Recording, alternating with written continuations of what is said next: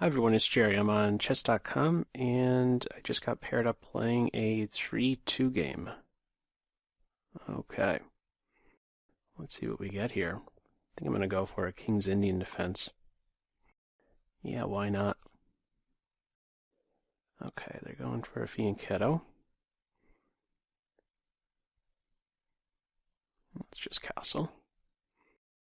C5, yeah, let's play C5. And maybe even go for a gambit line with takes, and then maybe even d6. Let's give this a shot. Looking for some play against their queen side. Knight takes, pawn takes, bishop takes, rook b8. Having two pieces in some way converge on b2 can be a little bit uncomfortable. If white isn't taking, I could think about this. And why not? Let's do it. I'd like to just offset this bishop, and I think I could get that in now. Knight takes bishop c6. Seems fine. To be a little bit careful of this battery here against g7. Isn't that a mistake? Knight takes here. And we trade a bunch. I think all minor pieces are off the board, and then I'm up a pawn. It appears that way. Knight takes, queen takes, bishop, king takes, knight here. Discovered check, king here. I don't see the good follow-up. I have f6 under control. I think this is just a mistake. Okay. Guess they're going to have to show me. Yeah, I don't see it. Queen's hit. Yeah, so that was a blunder. Okay, let's see if I can convert this. Is there any other move besides this? I don't think so. And, okay. Do I have any in-between move? I don't think so. Let's just recapture. So I'm playing this up a pawn now. I think the queen is a little bit inconvenienced if I take the bishop, releasing pressure from here. Or should I think about e6 and d5 and get my queen to f6? Yeah, that's maybe not a bad idea.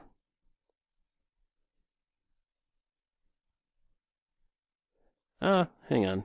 I was a little bit fearful of a queen check and then this pawn is hit. So let's do it like this. And then look for this d5 move. Strong point. And let's get these guys going. And maybe even e5. It's playing very fast. Alright. Well, they're not doing anything about this advance. So let's get moving in the center.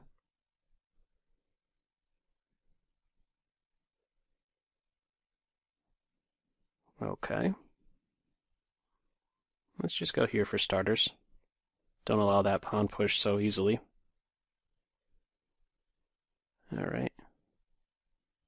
How about right here?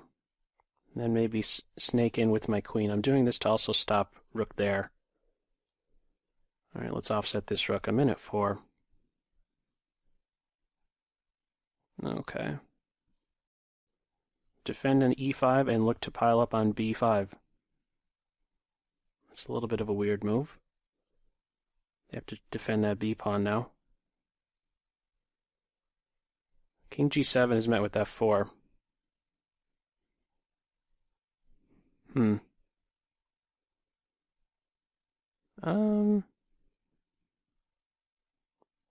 I triple up? Let's go here. Queen f6, king g7. Interesting. Alright, well, I could also transfer my attention now to the e-file. Their king is very exposed. I have a better home for my king now. Up a pawn, and possible queen exchanges, and then hunting down the b pawn. Might end up in a single rook position. All right. I guess we'll go here for starters. I have back rank issues. They control this flight square. Wasn't really too afraid of that. What about I insert a check? I don't have time though. Let's keep it a little bit simple. And go with this. Defend c6. Slowly improve.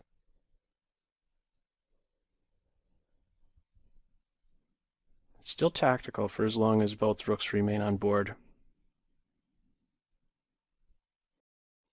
Alright, let's improve my king position. Slightly. And let's go here. And then right here, keep pressure on everything. Okay. I think I'm going to be able to hunt down this pawn. They have to do that.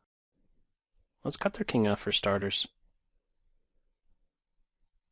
Interesting. Okay, it's looking more like a draw now, 3 versus 2. I don't know, let's let him run for a little bit. Make him struggle to get this pawn. Maybe. Yeah, I guess they're going to get that. Alright, let's see if I could try to win this. 3 versus 2. First things first, cut the king off. And what next? I need to improve my king position. And, of course, keep an eye on the clock. They're doing similar, cutting my king off. That's the right approach. So we're going to go here, preparing to block a rook check as I advance my king up.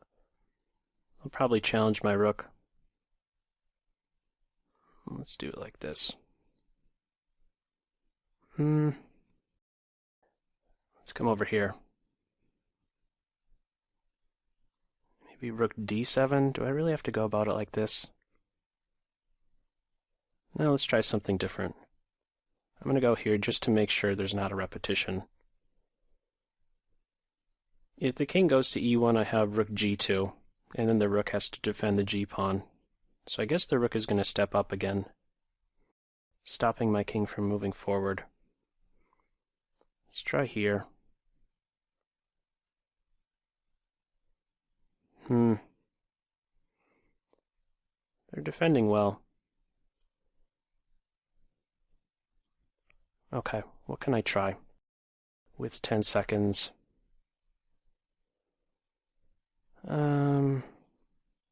Let's try this again. King coming out.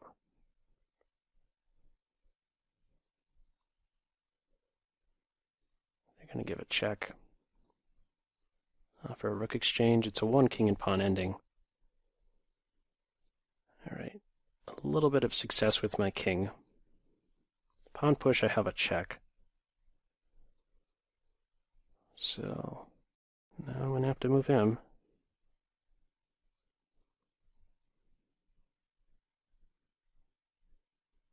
Okay, that might be a little bit of a mistake, because I have this idea now. Stops the king from getting here. Push, and then rook here.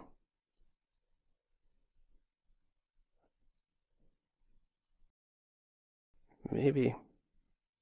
Might have something.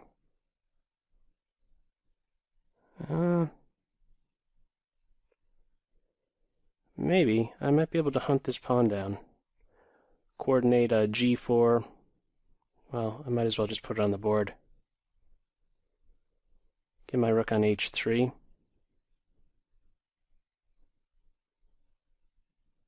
Let's go here. Watch I don't get mated. Ooh, actually my rook is not even in a good position to dislodge their king. Just come over here. Oh, they're just going to go here, right? Yeah, I guess they're holding it, huh? My king is cut off. Guess gotta take the draw. Yeah, they agreed. How How could I have done better in the middle game? Because once it got to the end game there, it was tough. The 3 versus 2, it's going to be a draw. So let me go into it. They just made a mistake early on, and I picked up a pawn, but... Alright, let's have a look at it. First, just without the engine.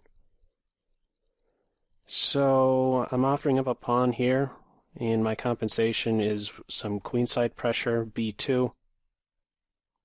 Maybe bishop h3, queen coming out here. A knight reposition. It's one of these two, unleashing the bishop. They didn't go for it, though. And it's pretty quiet. What would be better around here? Maybe knight d5. Not being so quick to make too many exchanges, or even trying to establish, let's say, a pawn in the center. This might be an idea. I certainly wouldn't want to capture. Be mate in 1.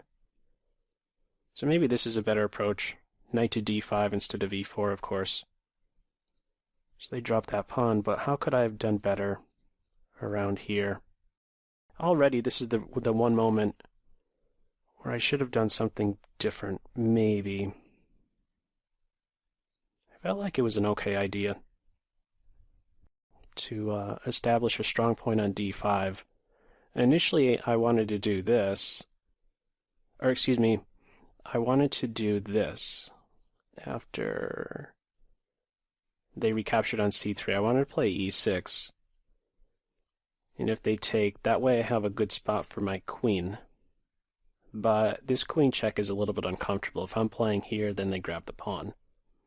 So that's why I switched things up and in the end went with the capture, and only then e6. The difference here, or the main difference that I'm seeing at least, is that I can't easily, let's say, offset their strong post. Can't offset their queen well. I can't challenge it with queen f6 now. I don't have control over the f6 square with my king. I think that's a fine approach what I'm doing here, playing d5 and then a5.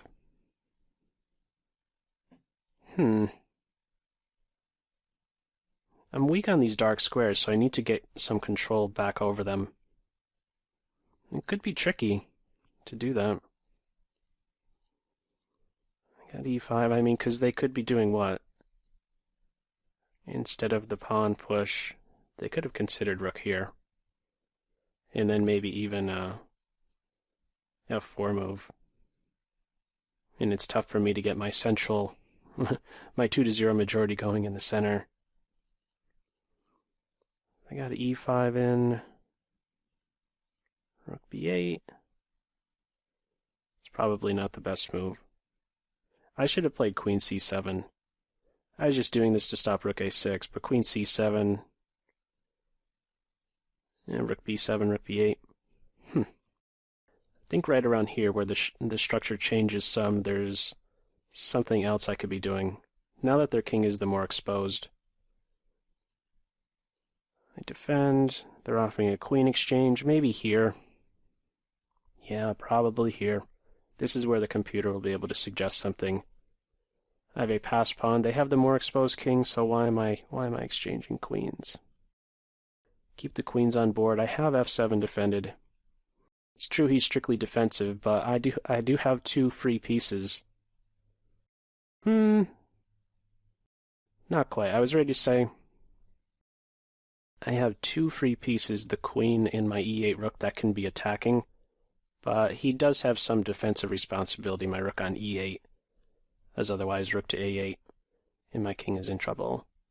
But I could start with queen e3, and then maybe look to target this pawn, or land some more checks. I don't know. It's maybe a little bit tough here. Suppose the king hides on h3. They have active pieces. Yeah, every piece that they have is active. Well, we're going to see what the computer suggests around here. Once the queenside pawns were all exchanged, possibilities that this ends in a draw increase greatly, and I don't think I could really win this. No. Maybe one last detail is, after I cut the king off, Maybe I should consider this move first. Yeah. This is a little bit different. Like, once we are in this ending, I think stopping h4, because what did I end up struggling to do? Activate my king, and also keep my rook in a position to cut the white king off. If I start with g4, right here,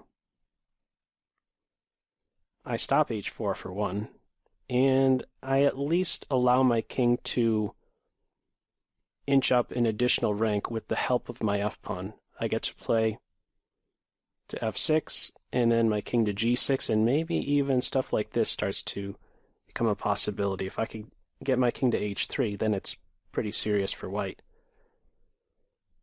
Pretty critical for white to come up with something accurate. Maybe there wouldn't be anything if my king is getting that far, but I think as a start here, even though it's usually chalk it up as, 3 versus 2, same side of the board, a likely draws to come about, I think it's important I begin with this g4 instead of, what did I do? I played h5. And after h4, it's tough for me to get my king working. This pawn is in my king's way, and I can't do this so easily. You know, we saw what they were doing. They were cutting my king off just like I'm doing to their king. So if I could do it over, I would play g4 in this ending, which is still probably a draw, but this I think is at least a better attempt in this rook ending to begin with g5. I don't know if they're waiting, f6, if they're still waiting. At least I'm making some progress here. And maybe even stuff like this. Maybe they have to stop my king, actually. But I don't know, even this pawn could maybe start to contribute in a way. And this is a new square for my king if they're taking. Maybe I inch my king up to g5. Having a pawn on h3 might allow some checks, and then when my rook moves again, there's possibilities for mate. I don't know. It's likely better try, is the short story, for me to try g4 instead of, g5 instead of h5. But let's see what we could take away from this one. I'm going to pull it up on Stockfish and see where we can make some even more improvements. Okay, Stockfish, let us see what we can learn. Let's get to something critical. Notice that there's this compensation as mentioned. It's rook b8. Wants to return the bishop right away. Queen a5. Down a pawn, but I have a lot of activity. Slight lead development-wise. Queen c2, bishop b7. The other rook coming to c8. Okay, well they didn't bite. Bishop d7. Yeah, so that's a mistake. What about knight d5? Okay, that's what it does like, knight to d5. Then bishop takes d5, or even line 2, which you can't see. Just popping up knight h5. Stuff like this. Takes, bishop takes. Rook b8, and then the knight returns. Knight versus bishop. I'll be looking for b5. Okay. They dropped a pawn. How could I have converted this better? What about here? This is the first moment I took. Okay. c5.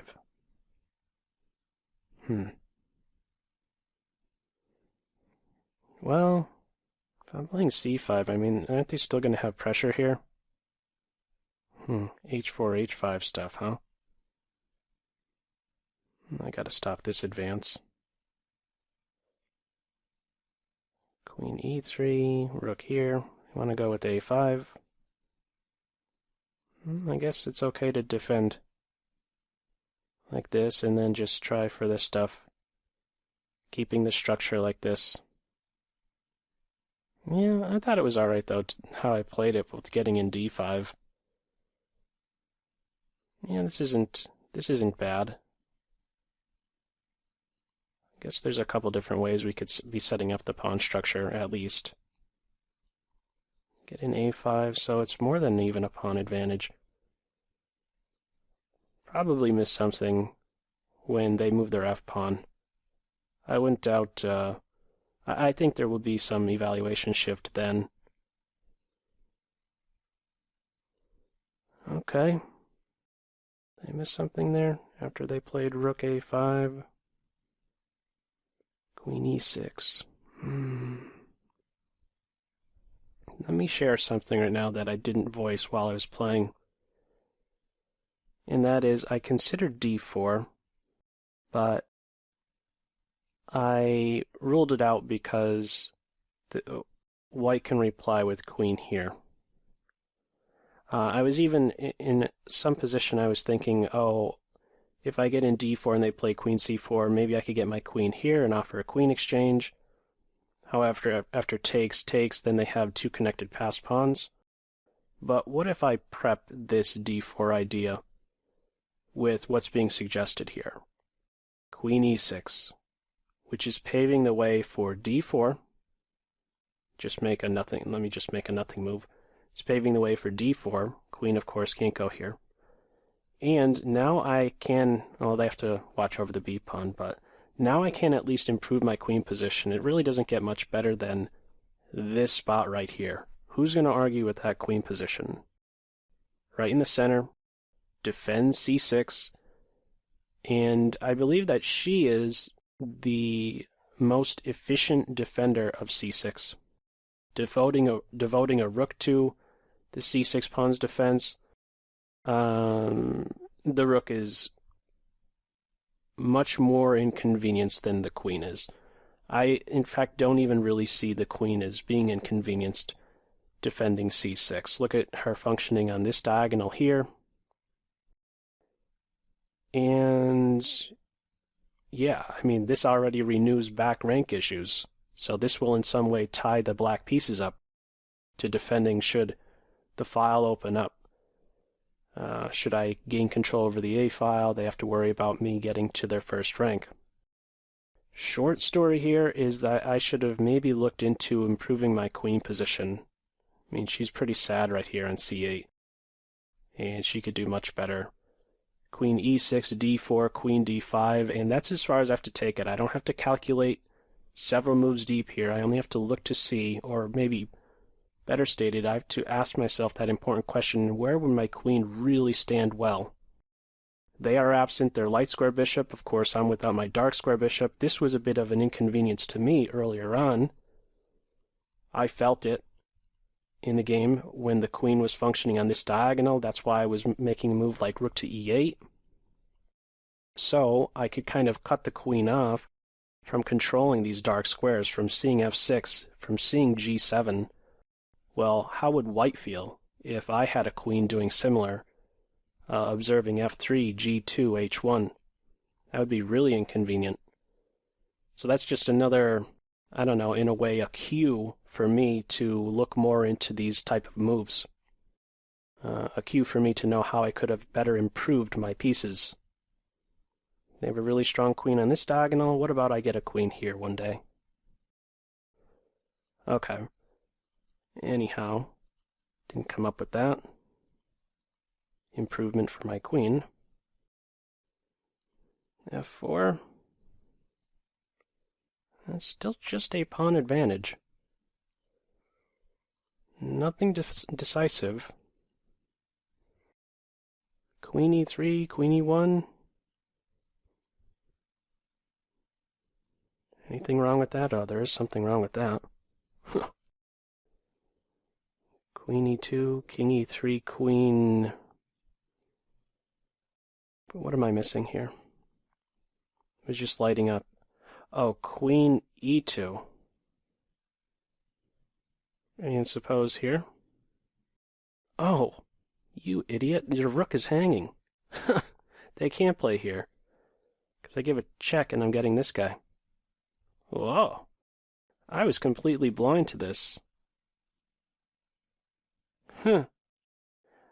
You know what? I never even said to myself during this game, oh, this is an unprotected piece. might white be tactically vulnerable. As soon as their king was vulnerable like this after they moved their f-pawn, yeah, I should have noted these two things. The rook is unprotected, the king is more vulnerable. I noted that the king was more vulnerable, but I wasn't looking to take advantage of this rook post on a6. Yeah, queen e3, that's no good. There goes the rook. So they would have to do something like rook f2, and it's still a struggle. Rook e to c8. Ugh. Don't want to play that. Okay, yeah, that doesn't seem right. So we exchanged, and I guess this really isn't amounting to anything, this ending. These are all... Exchange, rook c2 I played. Ooh, +2? I should just take, and then... Oh, I still have something here, huh? Goes here, I have rook here. I should have kept the rooks on, huh? I know it's going to be very difficult if these queenside pawns are exchanged and there's just a single rook on board.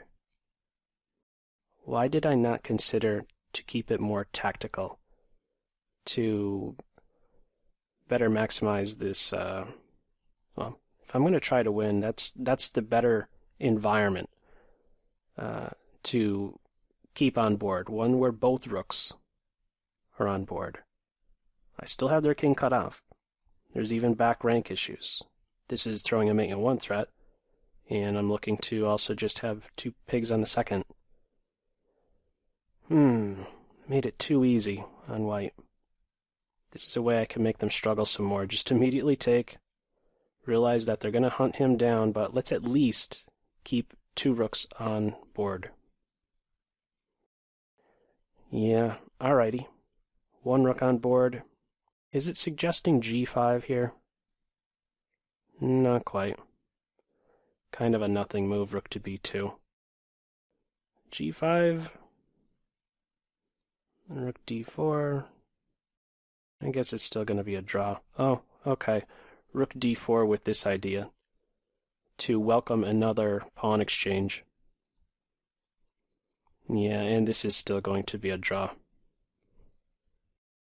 A good little tip, though, to be familiar with. I mean, the more that white could make pawn exchanges, the better off. So, on this g5 move, white wants to get in this. So it's prepped. And then we have this exchange incoming the h-pawn for the g-pawn. And then a 2 versus 1 tends even more towards being a draw in a 2 versus 1 than a 3 versus 2. And I doubt that there was anything that really... This went into the 80s, move 80 some, and I don't think there was ever anything. It's just lingering around, what, 0.7, which is nothing. Yeah, if they're not careful, you know, I'm threatening mate in 2 stuff, but they did well enough to just kick my king away from defending g5, and then I don't have this mating idea anymore. And they could just go checking me like crazy. And I think even right here, rook over is like they eventually did, but just right away. They could have done this and then hunted down my pawn, but either way, yeah, it's a draw. Okay, well, I know that I learned a couple things from this one, reviewing it with the computer. I hope you did as well. And as usual, feel free to leave any comments in the comment section below. That's all for now. Take care. Bye.